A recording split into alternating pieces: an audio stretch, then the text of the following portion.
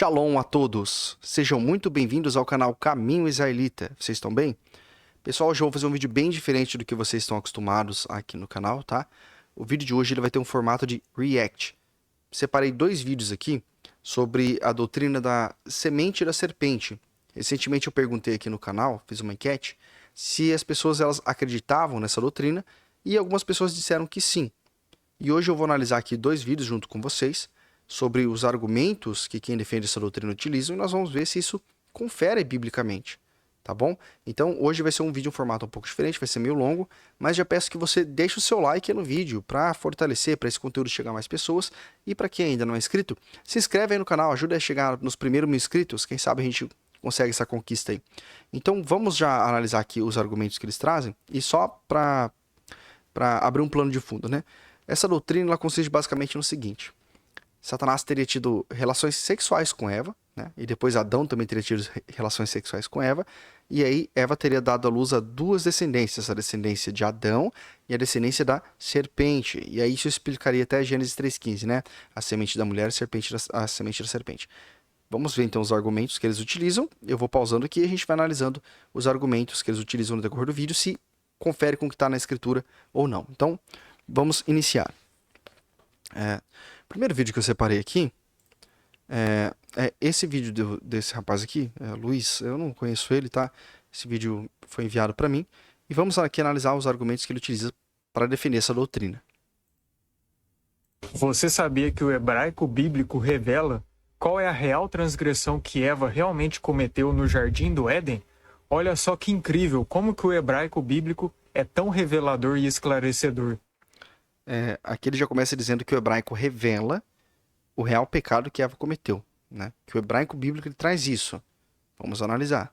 Em Gênesis 3, no verso 3, está escrito o seguinte: E disse o Senhor Deus à mulher: Por que fizestes isto? E disse a mulher: A serpente me enganou e eu comi. Então, nesse verso 13 do capítulo de Gênesis 3, Eva já havia cometido a transgressão com Satanás. E ela citou essa palavra: a serpente me enganou e eu comi. E essa palavra enganou no original é nasha.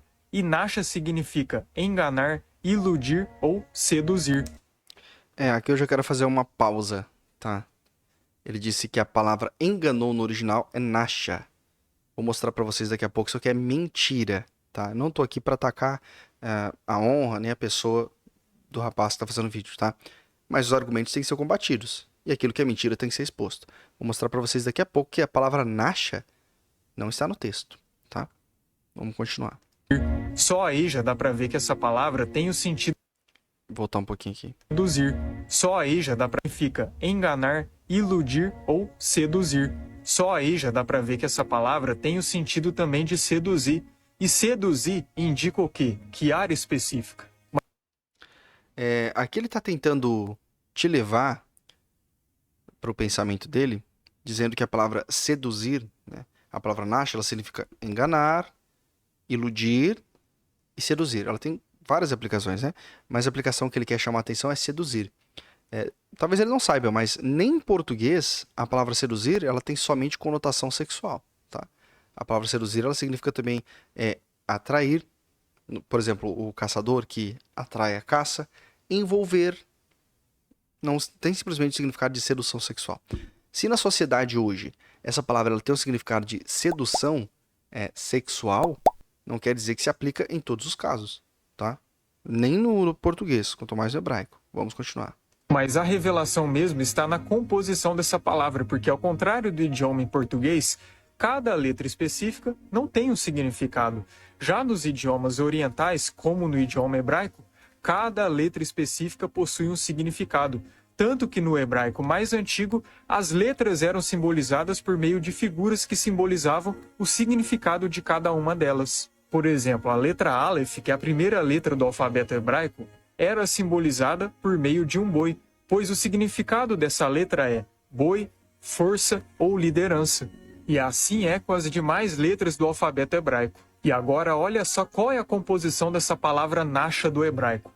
Nasha é composta de 3 letras. A primeira letra é Nun, a segunda letra é Shin e a terceira letra é Aleph. A primeira letra Nun dessa palavra significa semente, peixe, atividade ou vida. A segunda letra dessa palavra, que é Shin, significa comer, consumir, destruir ou gerar mutação, gerar mudança, transformação ou renovação. E a última letra dessa palavra, que é Aleph, como eu mencionei antes, significa boi, força ou liderança. Então, o que cada uma dessas letras dessa palavra Nasha revela? Que foi colocada uma semente que gera transformação ou que gera mudança à força no ventre de Eva. Sobre o que ele falou, de que no hebraico cada letra tem um significado, não é só hebraico, tá? Quando a gente fala de escrita da Torá, ela foi escrita em caracteres protocananitas, protosinaíticos, né? Que era a escrita mais antiga. E aí você tem o garítico, o acadiano, o fenício, que são idiomas cognatos do hebraico que também utilizam o mesmo método. Para cada letra, você tem um evento. Por quê? O escritor ele quer que você visualize, né? Hoje nós temos esse entendimento de ler, de absorver através da palavra. Os povos antigos não era somente através de palavras, mas através de cognição. Ele transmitia o pensamento através da escrita para que você entendesse o evento. Então, basicamente, para você entender o evento, ele escrevia de uma maneira específica a palavra para que você conseguisse visualizar aquele acontecimento, tá? Então, você tem que levar em conta a maneira como a palavra está escrita no texto. Eu não estou desmerecendo aqui a interpretação que ele deu do protocinético da palavra Nasha, tá? Não estou desmerecendo isso, embora ela possa ter outras interpretações. O que eu estou dizendo é que dentro do texto, a palavra tem que ser lida como ela foi escrita pelo autor, e não segundo a concordância Strong's. Estão vendo esse número aqui, 5377? Isso aqui é a chave de concordância Strong's, é a etimologia da palavra. Mas depois nós vamos ver que palavra está escrita no texto, ou se é essa aí. E aqui ele diz que, já mostra que isso aconteceu já no ventre de Eva. Não, nem no protocinético, nem no texto fala isso, tá? Que isso aconteceu no ventre de Eva. Ele está interpretando a palavra Nasha aqui, ela não está no texto. Vamos dar continuidade. Olha só que incrível como que o hebraico bíblico é revelador e como que Eva tinha total consciência do pecado que ela havia cometido com a serpente, que é Satanás. Porque ela disse bem claramente, a serpente me enganou e eu comi. E esse enganou, como eu venho dizendo, tem esses significados aí. Ou seja, Eva estava dizendo bem claramente que Satanás colocou uma semente no ventre dela. E como que o anjo caído poderia colocar uma semente no ventre dela? Através de quê? Através de qual ato específico? É por isso que as punições dela estão relacionadas a sofrer dores de parto, a ter o desejo para o seu marido. É por isso que ela foi chamada de a mãe de todos os viventes. Será que a terra pecou também? Porque depois do pecado, Deus fala para Adão, maldito é o solo por tua causa. E diz, no suor do teu rosto comerás o pão. Que pecado? Adão era preguiçoso? Porque se a punição de Eva foi segundo o pecado dela, então o de Adão ele era preguiçoso, então. Então a terra também cometeu pecado, né? Porque a terra também era maldita agora, por causa dele. Complicado, hein? É por isso que no ventre dela havia duas linhagens, duas sementes, das quais uma é inimiga da outra. E essa guerra se estende até os dias atuais e só terminará no dia da colheita final. Ele cita Gênesis 3,15, né? Por inimizade entre ti e a mulher, entre o teu descendente e o seu descendente. O texto, ele diz, por exemplo, que Eva era mãe de todos os viventes e por isso de duas linhagens, né? Mas Gênesis 3,15 diz que a briga seria entre a descendência da serpente e a descendência da mulher. Onde é que entra Adão nessa história? Gente, é igual aqui ele coloca, né? Parábola do joio e do trigo. Se você não estudar as duas casas de Israel, se você não entender as duas casas de Israel, você vai cair em cilado desse tipo. Você nunca vai entender, por exemplo, Osés dizendo que Deus semearia Israel entre as nações. É complicado quando você não se aprofunda no assunto, pega coisas paralelas, separadas, porque a parábola do joio e do trigo nada tem a ver com o acontecimento de Gênesis. Eu já vou adiantar para vocês aqui, vamos lá no texto. Vamos no texto hebraico. Vamos aqui no texto. Gênesis capítulo 3, versículo 13, né? A gente tem aqui, ó. Vayomer Yah Elohim laisha ma. Zot isi, né? E disse Yah Elohim à mulher. O que fizeste? Né? Vatomer haisha. E disse a mulher. Hanahash rishi ani vilhel. Ele disse que a palavra nasha está no texto. Aqui, hanahash é serpente, não é essa palavra, tá? Era para estar aqui, a palavra nasha, mas não tem. A palavra que está no texto é rishi ani. E essa palavra ela é composta por duas palavras, um verbo e um pronome. No caso, o verbo é rishi, que significa enganar, induzir ao erro, iludir. E a palavra ani, que significa eu, me, mim, tudo que é relacionado a pronome de primeira pessoa. Tá? E ele disse que essa palavra ela tem um contexto de seduzir. Esse contexto de seduzir, ela aparece no dicionário de Essênios, segundo aquilo que está na King James. Vamos abrir aqui, eu tô no Strongs, vamos pro Essênios. E aí nós vamos ver que ele explica aqui aonde que aparece essa interpretação de sedução, tá? São dois textos, um é Gênesis 3:13, esse que nós acabamos de ler, né? A serpente me enganou e eu comer. Ah, sedução, tá falando de ato sexual. E o outro texto é Jeremias 49:16. Vamos ver o que Jeremias 49:16 diz? Lembrando que aqui estamos falando da raiz da palavra, Nashá. A palavra que está no texto é Rishi Ani, não é Nashá. Mas vamos ver se fosse Nashá, né? Jeremias 49:16 diz assim: o terror que hoje inspiras e a arrogância do teu coração te enganaram e induziram ao erro. Esse texto aqui tem conotação sexual para vocês? É aqui que está a chave. Na King James, e o dicionário de Essênios traz isso, Jeremias 49:16 tem o mesmo significado de Gênesis 3:13. É o mesmo significado. Por quê? Aqui no hebraico, se vocês verem, aqui nós temos a palavra, né? Tipleset rishi. Olha só o verbo rishi aqui. Sua forma completa. Tá vendo? Aparece também em outros textos essa palavra, como o próprio texto de Obadias. Vou copiar aqui a palavra rishi, da forma como ela está. Nós vamos jogar aqui na pesquisa. E aí nós vamos simplesmente escrever ela de sua forma, onde ela vai ter aquela mesma aplicação de verbo e pronome, tá? Para a gente ver em quais textos aparece.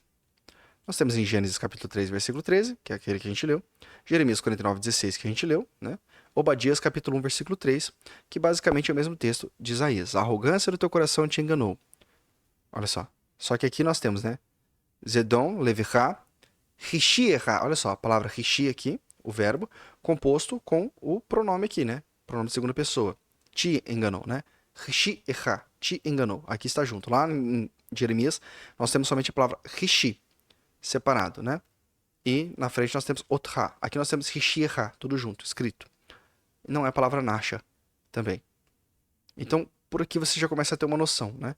Que essa palavra que está em Gênesis capítulo 3, versículo 13, ela não tem conotação sexual, ela tem sentido de enganar.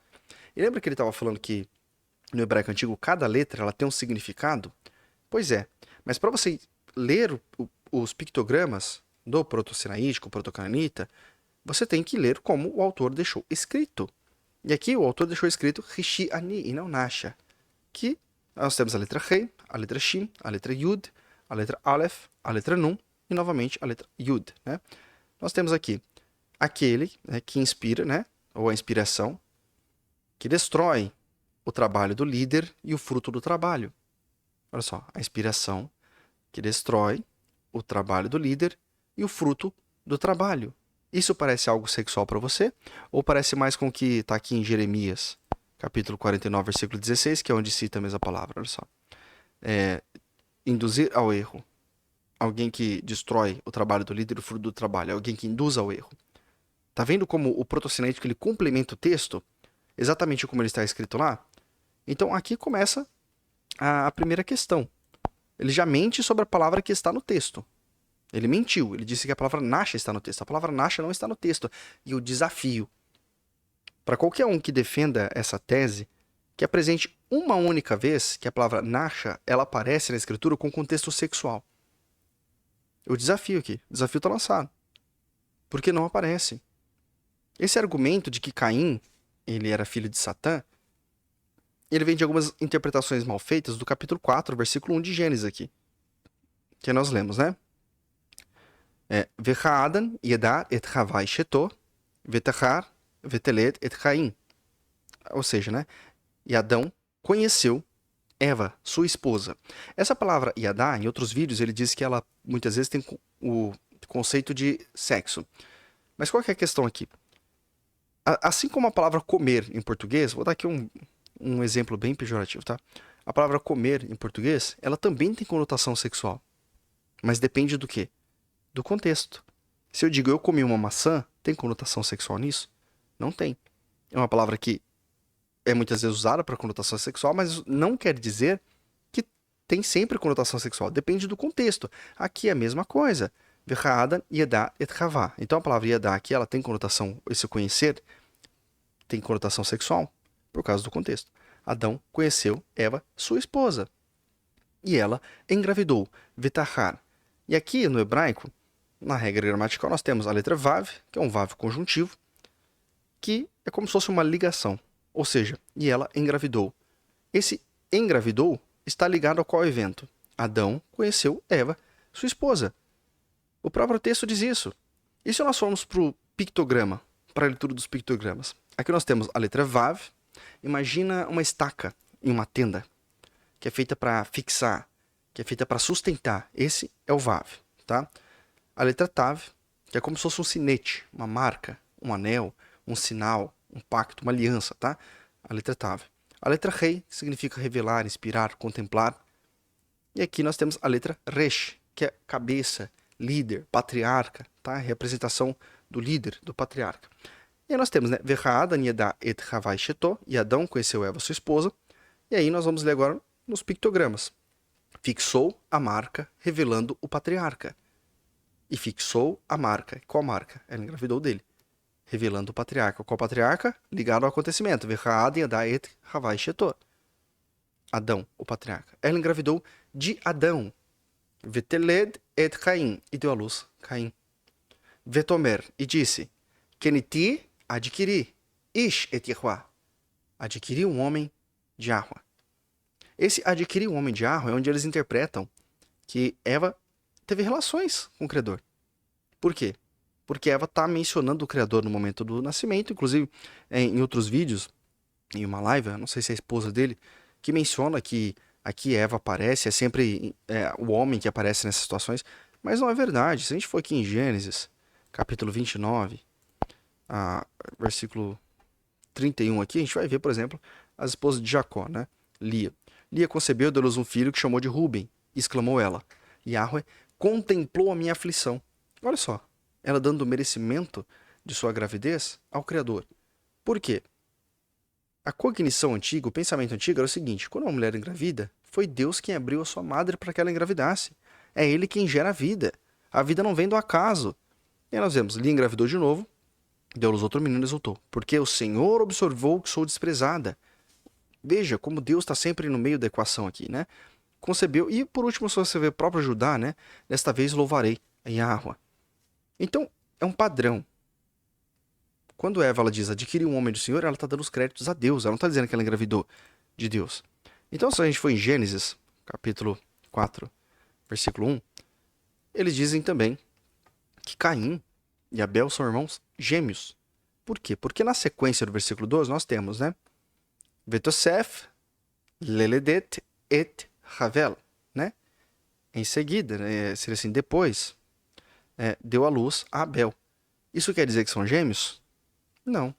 Porque se eles tivessem continuado lendo o capítulo, o próprio capítulo 4 de Gênesis, quando ele vai relatar aqui o nascimento de outras crianças, ele utiliza a mesma expressão. Quando a gente vê aqui, por exemplo, os filhos de Lameque, né? Ada deu à luz um filho chamado Jabal, que foi o antepassado dos que criam rebanhos e vivem em tendas. Jabal tinha um irmão chamado Jubal. Olha, não menciona o nascimento de Jubal. Menciona só o de Jabal, né? De Jabal em seguida. São gêmeos? Será que é isso que está dizendo? A gente vê, por exemplo, né? Zilá deu à luz um filho chamado Tubal-Caim, artífice de todo instrumento, cortante de bronze e ferro. A irmã de Tubal-Caim foi Naamá. Olha só, a irmã de Tubal-Caim foi Naamá. Será que são gêmeos? O que eles não se deram conta, as pessoas que pregam isso, é que a Escritura ela tem palavras para se referir a irmãos gêmeos, como vou mostrar para vocês.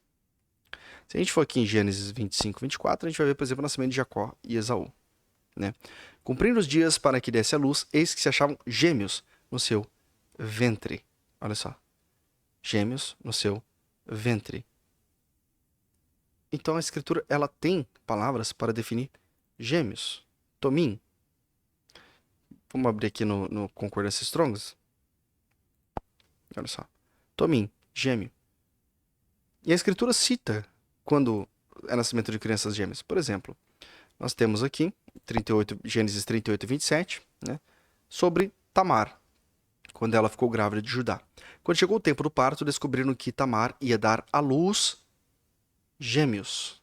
Veja, novamente, a escritura citando que são gêmeos. A escritura tem palavras para citar que são gêmeos. Ela não deixa intuitivo. Em vários textos você vai ver que gerou fulano e depois gerou cicrano. Não quer dizer que são irmãos gêmeos. Quando são gêmeos, isso está bem descrito aqui, tá? Então, essa história é uma falácia de dizer que Caim e Abel são irmãos gêmeos e que Caim é filho da serpente. O próprio texto, a palavra vetahar, e ela engravidou.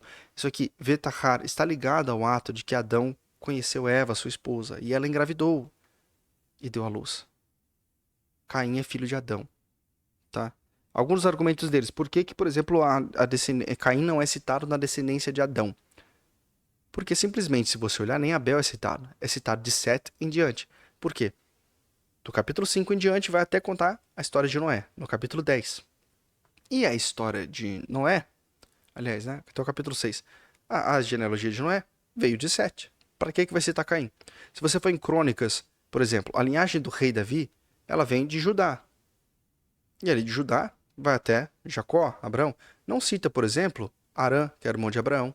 Não cita, por exemplo, dentre dos filhos de Judá, todos os filhos de Judá. Citam somente aqueles que estão na genealogia, na linhagem, porque é assim que a escritura trabalha. Ela tem padrões. Enfim, sobre esse argumento de que a palavra Nasha está no texto, é mentira. Tá? Essa interpretação que ele deu para Nasha é uma interpretação sexual. Eu desafio ele para que encontre, qualquer vez essa palavra enganou, seja a palavra Rishi ou mesmo a palavra Nasha que ele colocou. Vou até fazer um teste aqui. Vamos lá no versículo 13 aqui. Vamos pegar aqui a raiz da palavra Rishiani e vamos ver se a gente encontra alguma vez aqui a palavra Nasha. Do jeito que ela tá aqui, olha só. A gente vai encontrar Nasa, né? Nasha a gente não vai encontrar. Aqui tem os cognatos, inclusive. Nasha a gente não vai encontrar desse jeito aqui. A gente vai encontrar a palavra Nasa, que é levantar. Olha só. 13, né? Suportar, carregar. A palavra Nasa. Nasa. Essa palavra aqui. A gente vai ver que ela vai estar aqui, né? Nasi, ó. Nasa. Naha, né? Levantar, erguer. Você não vai encontrar a palavra Nasha. Principalmente num contexto de sedução ainda, isso não existe, tá? Isso é uma falácia. É assim, pessoal. Ninguém é obrigado a saber hebraico. Ninguém é obrigado a conhecer crítica textual. Mas é sempre bom que você aprenda. É sempre bom que você tenha conhecimento para não ser enganado. Que você aprenda pelo menos a ler o hebraico. Vou mostrar agora para vocês um outro vídeo. Tá? É uma moça também dando seus argumentos sobre a descendência da serpente. E vamos analisar o argumento dela agora aqui também. Que é um argumento que muitas pessoas acabam utilizando. Que eles falam assim, tem textos que dizem, tem textos que dizem. Ela vai citar aqui um desses textos. Vamos acompanhar. Veja só o que diz o Targum, que é o Pentateuco usado pelos judeus após a Babilônia. Aqui eu já tenho que começar dando uma pausa. Ouçam de novo o que ela diz. Veja só o que diz o Targum, que é o Pentateuco usado pelos judeus após a Babilônia. Não. O Targum não é o Pentateuco usado pelos judeus. O Pentateuco usado pelos judeus é a Torá. É a Torá. O Targum Onkelos foi utilizado junto com a Torá. Só que o Targum que ela não menciona nem o nome do Targum, tá? Talvez porque ela nem saiba. Fala de Targum como se fosse tudo igual. Os judeus, eles utilizam a Torá. Inclusive, a Bíblia Hebraica Stuttgartense, que é bem aceita pelos judeus e cristãos, ela utiliza como fonte o Códex Leningrado. Temos também o Códex Alepo. Nós temos os fragmentos do Mar Morto, que nos confirmam muitas coisas da Escritura. Nós temos a Septuaginta, nós temos a Peshitta Tanar. Todas essas que os textos se concordam entre si, desde os mais antigos até os achados mais recentes. Você pode fazer uma crítica textual, mesmo que mude uma letra ou outra, uma palavra ela sofra alguma alteração, você tem ali uma confirmação textual, tá? Diferente desse Targum que ela vai mencionar, que depois eu vou mostrar para vocês qual que é, porque eu acho que ela nem sabe qual Targum que ela está utilizando, tá? Existe uma diferença dos dois Targuns existentes. Vamos lá. É traduzido do hebraico para o aramaico no capítulo 4 de Gênesis. E Adão conheceu intimamente a Eva, sua esposa, que ela ficou grávida de Samael, antiga serpente, Satanás. Essa parte de Samael é acréscimo, tá? Mas depois eu mostro para vocês, enfim. Né? Que o Malaca desejável, ou seja, o anjo desejável, e ela concebeu e deu à luz a Caim. E ela disse: tenho adquirido um homem do Malaca de Deus. Veja só que ela não agradece, ela só afirma que ela teve um filho homem, mesmo porque ela teve dores de parto pela primeira vez. Então, Deus estava próximo a ela, apesar da sua penalidade. E continuou a gerar de seu marido, veja, continuou a gerar de seu marido Adão e o seu irmão gêmeo a Abel. Veja só que Abel é irmão gêmeo de Caim, que Caim, filho de Samael, e Abel, filho de Adão. E Abel era um pastor de gado miúdo. Agora vamos dar uma olhada para confirmar no capítulo 5, que fala no verso 3. E Adão viveu 130 anos e gerou Sete, do sangue pela sua imagem e pela sua semelhança. Veja que na Bíblia fala que Sete tinha sua imagem e semelhança. Por quê? Vamos ver. Pois antes disso, de Chavá tinha gerado Caim, que é antes disso de Eva, tinha gerado Caim, que não era dele e nem do seu sangue. Olha só. E Abel foi morto pela mão de Caim, e Caim foi expulso, e não é feita a genealogia da sua semente no livro da genealogia de Adão. Olha que incrível, algo que o Senhor já havia trazido para nós, e no Targum confirma: Caim, filho da serpente, e Abel, filho gêmeo de Adão. Bom, vamos dar uma olhada no Targum, já que ela menciona o Targum. O Targum que ela utiliza é o pseudo-Jonathan, tá? Não é qualquer Targum, é o Targum pseudo-Jonathan. Por que pseudo-Jonathan? Porque o nome original era para ser Targum Jerusalém, mas na hora da impressão ficou errado e leram como Jonathan, né? Targum Jonathan. E aí ficou pseudo-Jonathan. Em Targum pseudo-Jonathan, vamos lá primeiro no capítulo 3. Não, é capítulo 4, tem razão. Vamos lá para o capítulo 4, versículo 1. Traduzir aqui. Nós temos aqui, né? E Adão conheceu Eva, sua esposa, que desejava o anjo. Veja que aqui não menciona Samael, né? Nem aqui no texto hebraico vai mencionar. Só Lemelecha ve Adiat. Nós temos o nome Samael aqui, né? E Adão conheceu Eva, sua esposa, que desejou o anjo. E ela concebeu e gerou Caim. Deu à luz, né? Desnudou, deu à luz. E ela disse: eu adquiri um homem, o anjo do Senhor. E é o texto seguinte: e acrescentou ao marido Adão seu gêmeo, Abel. E Abel era um pastor de rebanho. Esse aqui é o texto que ela está lendo, Targum pseudo-Jonathan, certo? O que é o Targum pseudo-Jonathan? O Targum pseudo-Jonathan, ele surge para tentar contrapor o Targum Onkelos. Porque o Targum Onkelos, que era utilizado, é o Targum antigo, ele concordava com a Septuaginta, ele concordava com o Pentateuco samaritano, ele concordava com os textos da Peshito Tanar, alguns textos hebraicos, que davam respaldo ao Messias, a Yeshua. E aí se tornou um problema na comunidade judaica. Então, no século XIV, isso mesmo, no século XIV, então, é compilado ali, impresso, o Targum pseudo-Jonathan, para contrapor o Targum Onkelos. Porque talvez as pessoas também não saibam, ninguém é obrigado a saber de nada, mas vamos lá. É Targum pseudo-Jonathan. Qual que é o grande problema com ele? De maneira bem fria, tá? Targum Jonathan é um Targum ocidental, interpretação da Torá, da terra de Israel, em oposição ao Targum Onkelos, como eu disse para vocês, né? Que é o da Babilônia. Ou seja, oriental. É lá do período que eles estavam no Oriente ainda, como era conhecido nos tempos medievais. Mas por causa de um erro de impressão, foi rotulado como Targum Jonathan, né? O Targum. Aí nós temos aqui que é a parte que importa. Esse Targum Pseudo-Jonathan, é mais do que uma mera tradução. Por quê? Inclui muito material agádico. Vou mostrar para vocês o que é já o Haggadah, tá? Coletado de várias fontes, tão tardes quanto Midrash Rabbah, bem como material anterior do Talmud. Portanto, é uma combinação de um comentário e uma tradução. Nas partes que a tradução pura muitas vezes concorda com o Targum Onkelos. Olha só, isso aqui é importante. Nas partes que a tradução pura muitas vezes concorda com o Targum Onkelos. Vamos ver o que é o Haggadah, ou o Haggadah? É a tradução literal. Haggadah, né? Tradução literal de tales, fairy tale, lore. Vamos traduzir isso aqui, né? De contos de fadas, né? É a exegese não legalista que aparece na literatura rabínica clássica do judaísmo, particularmente no Talmud e no Midrash, tá? Midrash, que são alegorias textuais. Em geral, Haggadah é um compêndio de textos rabínicos que incorpora, que é importante, hein? Folclore, anedotas históricas, exortações morais e conselhos práticos em várias esferas do negócio, a medicina. O Targum Onkelos não é um texto puro. Ele está cheio de lenda, ele está cheio de conto de fadas, folclore, anedota.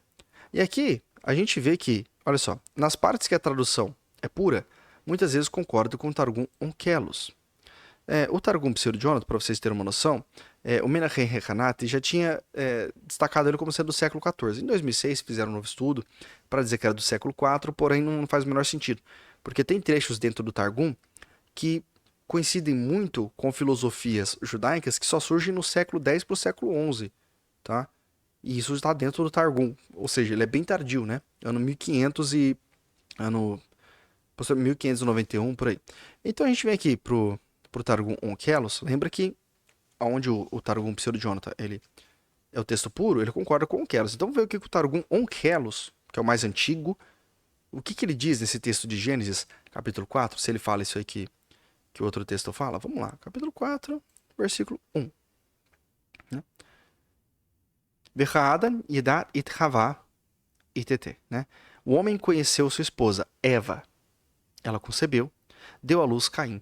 E ela disse, consegui um homem com a ajuda de Adonai. Será que o Targum Onkelos está concordando com o Pseudo-Jonathan lá, que é o Targum posterior, cheio de conto de fadas? Ou será que ele está concordando com o texto da Torá que a gente leu? Vamos ler o versículo seguinte? Ela deu à luz novamente a seu irmão, Abel. Abel tornou-se pastor de ovelhas, mas Caim era um trabalhador da terra. Exatamente como está na Torá, como está na Septuaginta. O capítulo 5, que é o que ela fala lá sobre Sete, né? Que menciona que Caim não era filho de Adão. O que o Targum Onkelos fala no capítulo 5? Vamos lá. Esse é o filho das gerações de Adão no dia que Elohim criou e fez semelhança, né? Macho e fêmea criou. Adão viveu 130 anos e teve um filho à sua semelhança, como sua imagem. E ele deu o nome de Sheis, né? No caso é Set. Set. Olha o Tav aqui. Set. E os dias de Adão depois gerou Sete foram 800 anos e ele teve filhos e filhas. Veja bem. Lá ela menciona, por exemplo, que a genealogia de Caim não é citada, né?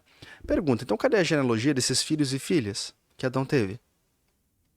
Porque não é mencionada também. E aqui diz, né? Adão teve um filho, a sua semelhança. Aqui não fala nada do que ela disse que tinha que dizer, né? Porque o Targum Pseudo-Jonathan ele vai falar isso aí, que ela colocou. Vamos lá no capítulo 5, aqui no Pseudo-Jonathan, que é o Targum de conto de fadas, né? O que ele diz? Nós temos, né? Esse é o livro da genealogia do homem no dia que o Senhor criou sua imagem e semelhança, né?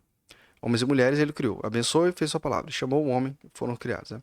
Adão viveu 130 anos, gerou Sete, que sua imagem e semelhança, porque antes de Eva havia nascido Caim, que não era como ele, e Abel foi morto por sua mão, e Caim foi expulso. Olha só, aqui é o texto que ela estava lendo. Targum Pseudo-Jonathan, que é cheio de conto de fada. O outro Targum, que é o mais antigo, não fala isso. Ele está de acordo com todos os outros textos. Então, gente, tomem muito cuidado com o que trazem para você como novidade, o que trazem para você como verdades absolutas, como um mistério que ninguém ensinou.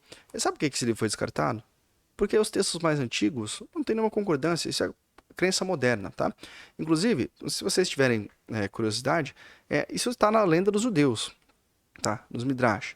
foi publicado em 1913 pelo Louis Lindsberg, tá? O Legend of the Jews, né? A Lenda dos Judeus, que conta, inclusive, essa passagem aí. Aí, nesse Lenda dos Judeus, cita Samael. Então, isso que ela está lendo, além de ser uma corrupção do próprio Targum corrompido que ela está lendo, ainda tem esse acréscimo, né, de Samael, que é do folclore judaico, que está no texto de folclore judaico, tá? Sempre que surgir alguém falando de hebraico, hebraico disso, hebraico daquilo, tenta consultar, dar uma analisada. Ninguém é obrigado a conhecer o hebraico, mas assim, procura aprender pelo menos a ler o hebraico. Não se preocupe em traduzir de início, mas lê e veja se a palavra que estão citando está no texto. Pesquise sempre que alguém falar o Targum tal. O que é um Targum? De onde vem essa expressão? O que significa? Para depois tirar suas conclusões. Ora, novamente repito, quem não conhece o estudo das duas casas de Israel está sujeito a cair esse tipo de armadilha. De achar que filho das trevas se refere aos filhos do diabo. De achar, por exemplo, que existem pessoas más no mundo porque são descendentes da serpente. Eu vou deixar um estudo completo, vou fazer um vídeo sobre essa doutrina, sobre o seu surgimento, o momento em que ela surge, sobre como ela foi escalonando até chegar nos dias de hoje. Inclusive, movimentos que ela incentivou, né? Que essa doutrina levou a acontecimentos terríveis. Acho que vocês precisam saber disso. Sobre descendência da serpente e descendência da mulher, vou deixar um texto aqui para reflexão de vocês, porque eu acho muito importante que vocês talvez até já tenham lido, mas talvez não conheçam, né? Vamos aqui em Lucas capítulo 10, versículo 19. Sobre a descendência da mulher e a descendência da serpente. Só para vocês raciocinarem a respeito disso. Atentai.